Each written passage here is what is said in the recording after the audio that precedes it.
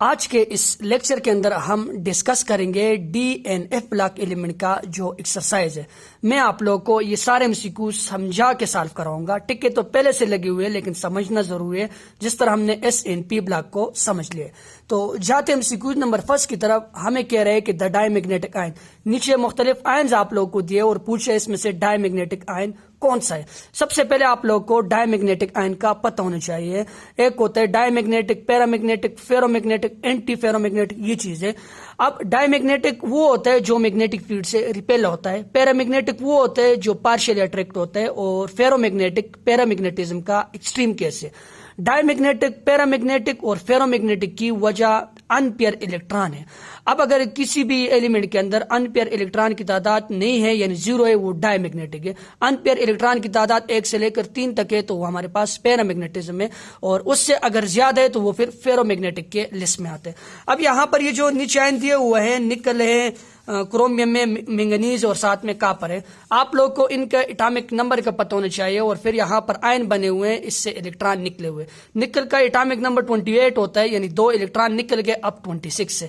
वैलेंशियल electronic configuration जब हम करेंगे इससे इलेक्ट्रॉन निकलते हैं। ये तो मैंने जब आप लोग को चैप्टर पढ़ा रहा था उधर भी बताया था। आता इलेक्ट्रॉन इधर है लेकिन जाते इधर से, क्योंकि ये बाहर होते हैं। अब 2 इलेक्ट्रॉन निकल गए, 8 इलेक्ट्रॉन रह गए। तो डी के अंदर 5 ऑर्बिटल होते हैं सब शेल के अंदर। अब 8 इलेक्ट्रॉन को मैं पुट कर, तो 1 2 3 4 5 6 7 और 8। तो ये डायमैग्नेटिक नहीं हो सकते क्योंकि इसके अंदर 2 अनपेयर इलेक्ट्रॉन है। इसी तरह जब आप लोग क्रोमियम की तरफ जाओगे, क्रोमियम के भी वैलेंशियल इलेक्ट्रॉनिक कन्फिगरेशन 4s1 और 3d5 होते हैं, लेकिन यहां पर क्या हो जाएगा, एस से इलेक्ट्रॉन निकल गए 4s2 और 3d3 हो जाएगा। यहां पर तो साफ ही नजर आ रहे हैं डी के अंदर 3 इलेक्ट्रॉन और तीनों जो है ना वो क्या है, तीनों क्या है, अनपेयर इलेक्ट्रॉन है। ठीक, इसी तरह मैंगनीज की तरफ जब जाएंगे तो मैंगनीज की जो वैलेंशियल इलेक्ट्रॉनिक कन्फिगरेशन होगी वो हो जाएगी 4s2 और साथ में यहाँ पर 3d, आप लोग देख लो 3d5 हो जाएगा। ठीक, इसी तरह अगर आप लोग यहाँ कॉपर की तरफ जाओगे, कॉपर +1 में, तो +1 का मतलब ये होता है 4s0 और 3d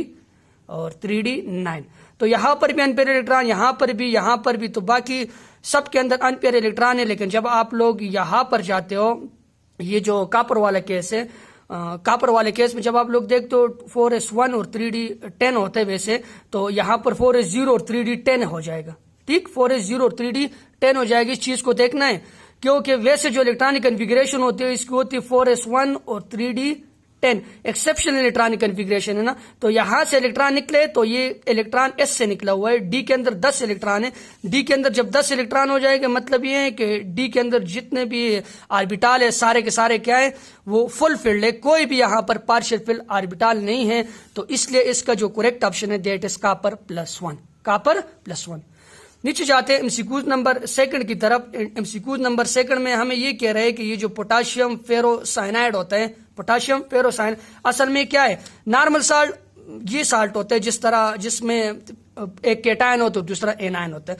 मिक्स साल्ट वो होता है जिसमें से हमारे पास 2 या 2 से ज्यादा साल्ट होते हैं, लेकिन उनकी जो कंपोजिशन होगी वो मिक्स साल्ट में उसकी जो प्रोपोर्शन होगी वो फिक्स होगी, यानी फिक्स प्रोपोर्शन के अंदर वो एक दूसरे के साथ कंबाइन होंगे। जिस तरह ब्लीचिंग पाउडर है और COCl2 कैल्शियम ऑक्सीक्लोराइड वगैरह हो गए, और सिमिलरली सोडियम पोटाशियम कार्बोनेट वगैरह है। इसी तरह डबल साल्ट 2 या 2 से ज्यादा साल्ट के कॉम्बिनेशन से बनता है। ठीक, ये तो आप लोगों ने पीछे पढ़ ले। एक रह गए कम्प्लेक्स आयन। तो ये जो पोटाशियम फेरोसाइनाइड है, अगर मैं यहां पर इसको लिख लूं K2Fe और यहां पर Cn और यहां पर 6 हो जाएगा, तो ये कम्प्लेक्स साल्ट है। कम्प्लेक्स साल्ट है तो पोटाशियम फेरोसाइनाइड में क्या आएगा, कम्प्लेक्स साल्ट। नॉर्मल साल्ट ये वाला, डबल साल्ट जिस तरह आप लोगों के पास मोर साल्ट, ये चीजें होती है।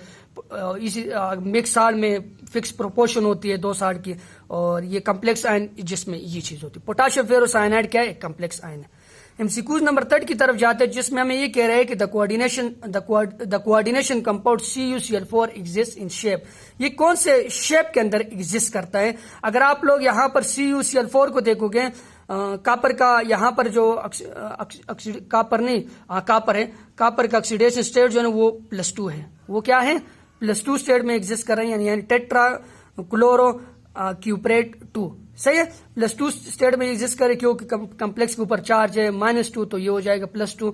तो इसी तरह +2 स्टेट में जब ये एग्जिस्ट करेगी, इसकी जो क्या कहते हैं हाइब्रिडाइजेशन होती है वो sp3 होती है, एक्सेप्शनल है यहाँ पर। ये जो है ना, ये आगे आप लोग एडवांस लेवल पर जाते हो तो ये कुछ चीजें हमारे पास फिर एक्सेप्शन हो जाती है। Copper+2 कम्प्लेक्स को ये फिर एक्सप्लेन नहीं करते CFT वगैरह, तो इसके लिए फिर हम आगे वो T2G और EG वाले कंसेप्ट के ऊपर जाते हैं।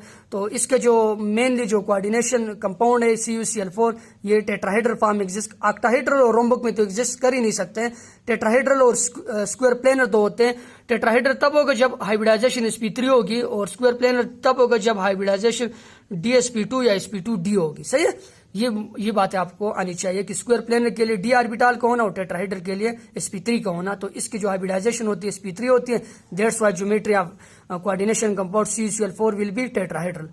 जाते हम सीक्वेंस नंबर 4 की तरफ, कह रहे हैं कि the oxidation state of chromium in CrO2Cl2। CrO2Cl2 में क्रोमियम का ऑक्सीडेशन स्टेट क्या होता है देखना। जाते हम सीक्वेंस नंबर 4 की तरफ, जिसमें हमें कह रहे हैं कि the oxidation state of chromium in CrOCl2, Cr और यहाँ पर O2 और साथ में Cl2। तो क्लोरीन का क्या हो जाएगा -2 और ऑक्सीजन का क्या हो जाएगा -4, -4 -2 -6। तो क्रोमियम का क्या हो जाएगा +6। तो इसमें जो ऑप्शन आएगा वो +6 वाला आ जाएगा। सीक्वेंस नंबर 5 है, जिसमें हमें कह रहे हैं कि BF4-2 इज एग्जांपल ऑफ, ये किसकी एग्जांपल है? Square planar tetrahedral. बेंड तो हो नहीं सकते क्योंकि बेंड के लिए 2, ये जो कोऑर्डिनेशन नंबर ये 2 होना चाहिए। ऑक्टाहेड्रल के लिए 6 होना चाहिए। तो ये तो ऑप्शन आएंगे स्क्वायर प्लेनर या टेट्राहेड्रल। अब टेट्राहेड्रल तब होगा जब हाइब्रिडाइजेशन sp3 होगी, मैंने पीछे भी आप लोग को बता दिया, और स्क्वायर प्लेनर तब होगा जब हाइब्रिडाइजेशन dsp2 या sp2d होगी। अब आपको तो पता है कि बेरिलियम है, और बेरिलियम किस स्टेट में? यहाँ पर +2 स्टेट में, यानी इसका इलेक्ट्रॉनिक कन्फिगरेशन 1s2, साथ में 2s2 और साथ में 2p0 होता है। अब s से 2 इलेक्ट्रॉन निकल गए तो ये 0 और यहाँ पर ये भी 0 है। तो एक s वाला ऑर्बिटल और 3 जो है ना वो p वाले ऑर्बिटल कंबाइन हो जाएंगे 4f के साथ, तो sp3 हो जाएगी, और तो इसकी ज्योमेट्री क्या हो जाएगी? टेट्राहेड्रल। ठीक, जाते हम सीक्वेंस नंबर 6 की तरफ, जिसमें हमें कह रहे हैं कि which of the following is a typical transition element. अब टिपिकल और नॉन टिपिकल का मैंने आप लोगों को बताया था। टिपिकल वो होंगे जो ट्रांजिशन भी हो, ट्रांजिशन डीप लॉक भी हो और साथ में ट्रांजिशन भी हो। डीप लॉक और ट्रांजिशन का मैंने आप लोगों को बताया था कि डीप लॉक वो होंगे जिसमें d ऑर्बिटल इन्वॉल्व होगा, और ट्रांजिशन वो होंगे जो किसी भी कंपाउंड के अंदर या नॉर्मल स्टेट के अंदर एक न एक हाफ फिल ऑर्बिटल होना चाहिए d वाला। तो जब आप लोग जिंक कैडमियम की तरफ जाते हो, जिंक और कैडमियम ये हमारे पास कौन से? ये जिंक और साथ में कैडमियम और साथ में मरकरी, जिंक कैडमियम और मरकरी। यहां पर इसके एटॉमिक नंबर 30 होता है। जब आप लोग इसके इलेक्ट्रॉनिक कन्फिगरेशन करते हो तो 4s2 और साथ में 3d क्या हो जाते हैं? 10 हो जाते हैं। अब अगर आप लोग जिंक को किसी भी कंपाउंड के अंदर देखते हो तो ये +2 स्टेट के अंदर मेनली एग्जिस्ट करता है। ठीक, इसी तरह मरकरी भी +2, ये भी +2, यानी इसके जो d ऑर्बिटल होते हैं वो फुल फिल्ड होते हैं। ट्रांजिशन वो होंगे जिसमें ये d ऑर्बिटल जो वो हाफ फिल्ड हो किसी भी कंडीशन के अंदर, यानी पार्शियल फिल्ड हो। ठीक, यानी वेरिएबल ऑक्सीडेशन स्टेट शो करे मुख्तलिफ, मैंने आप लोगों को बताया था। अब ये जो जिंक कैडमियम और मरकरी होगा ये हमारे पास क्या होता है? ये नॉन टिपिकल ट्रांजिशन होते हैं। और बाकी जो हमारे पास एलिमेंट हो गए scandium, titanium, vanadium, chromium, manganese, iron, cobalt वगैरह, तो ये टिपिकल ट्रांजिशन होते हैं। अब जिंक कैडमियम को तो निकाल दो और यहाँ पर रेंडान है, तो ये तो है ही नहीं, ये तो डी ब्लॉक एलिमेंट के अंदर आता नहीं है। तो साथ में हमारे पास फिर रह गया कोबाल्ट। कोबाल्ट एक टिपिकल ट्रांजिशन एलिमेंट है। टिपिकल और नॉन टिपिकल में मैंने जब आप लोग को स्टार्ट में डिटेल से बताया था कि कौन ट्रांजिशन होंगे और टिपिकल नहीं होंगे, और कौन ट्रांजिशन नहीं होंगे और टिपिकल होंगे। ये सारी बातें जिस तरह आप लोग स्कैंडियम वगैरह को देखते हो, स्कैंडियम वाले सीरीज में देखते हो, वो हमारे पास टिपिकल और नॉन टिपिकल कंडीशन के अंदर वो वाले भी आते हैं। वो वहां पर मैंने आप लोग को बताया था क्योंकि वो भी मेनली जो आप लोग देखते हो जिंक हो गया वो +3 स्टेट में एग्जिस्ट कर देगा। जब +3 में होगा तो फिर वो क्या होगा? टिपिकल ट्रांजिशन वो फिर नहीं खिलाएगा। ठीक, इसी तरह आते आगे वाले की तरफ, the paramagnetism nature of substance depend on. पहले MCQs में मैंने आप लोगों को बताया था ये अनपेयर इलेक्ट्रॉन के ऊपर डिपेंड करता है, तो ये ऑप्शन आएगा। फिर आगे ये कह रहे हैं कि लिगेंड क्या होते हैं? लिगेंड इलेक्ट्रॉन पेयर डोनर होते हैं। इलेक्ट्रॉन पेयर डोनर होते हैं, यानी लोन पेयर आप इलेक्ट्रॉन को डोनेट करते हैं। और इलेक्ट्रॉन पेयर एक्सेप्टर नहीं हो सकते, डोनर एंड एक्सेप्टर भी नहीं हो सकते। न्यूट्रल तो हो सकते, न्यूट्रल तो कंडीशन ही नहीं है, लेकिन न्यूट्रल होना लिगेंड के लिए लाजमी नहीं है। तो ये मेनली इलेक्ट्रॉन पेयर डोनर होते हैं जितने भी लिगेंड होते हैं। सीक्वेंस नंबर 9 की तरफ जाते कहते हैं which of the following is not ferromagnetic substance. Ferromagnetic इसमें कौन सा नहीं हो सकता? आयरन हो सकते हैं, कोबाल्ट हो सकते हैं, निकल हो सकते हैं। जब आप लोग ये क्या कहते हैं SB एंटीमनी है, ये तो नाइट्रोजन फैमिली से बिलोंग करते हैं। नाइट्रोजन, फास्फोरस, आर्जिनक, एंटामोनियम बिस्मथ, तो ये वाला हमारे पास फेरोमैग्नेटिक नहीं हो सकता। फेरोमैग्नेटिक के लिए 4 या 4 से ज्यादा इलेक्ट्रॉन का होना लाजमी है, तो ये इसके अंदर नहीं हो सकते।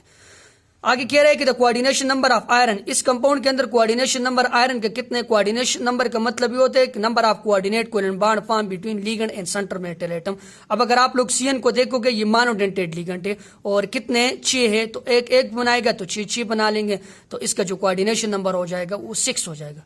ठीक, आगे जाते हैं कि कह रहे हैं कि select the ligand which is bidentate. Bidentate ligand वो होगा जो 2 या 2 से ज्यादा साइड से सेंट्रल मेटल एटम के साथ अटैच होगा, यानी उसका जो डोनेशन साइड होंगे वो 2 या 2 से ज्यादा होंगे। अब अगर आप लोग वाटर को देखते हो, इसके अंदर लोन पेयर ऑफ इलेक्ट्रॉन तो 2 है, लेकिन ये एक साइड से कनेक्ट होता है, ये मोनोडेंटेड है। अमोनिया को अगर आप लोग देखते हो तो अमोनिया में एक लोन पेयर है, तो ये एक साइड से अटैच होते हैं। इसी तरह से आप लोग CO को देखते हो तो ये भी एक साइड से। लेकिन अगर आप लोग इस चीज को देख लो C2O4, C2O4 का मतलब ये होता है, ये असल में ये ऑक्सैलिक एसिड है, तो यहां से 2 हाइड्रोजन निकले हुए, तो ये ऑक्सैलेट आयन है, तो ये इधर से भी कनेक्ट हो सकते हैं और ये इधर से भी कनेक्ट हो सकते हैं, तो ये बाइडेंटेड लिगेंड। ठीक, अब जाते हैं हम सीक्वेंस नंबर 12 की तरह। कह रहे हैं कि Cu+2 salt solution is blue in colour due to transition of Cu+2 के अंदर डी ट्रांजिशन हो। Sp तो हो नहीं सकती, Pd भी नहीं हो सकती, P2P, ये डी ट्रांजिशन की वजह से होता है। T2G और Eg, ये जो कलर ऑफ कम्प्लेक्स जब मैं समझा रहा था उधर भी मैंने आप लोग को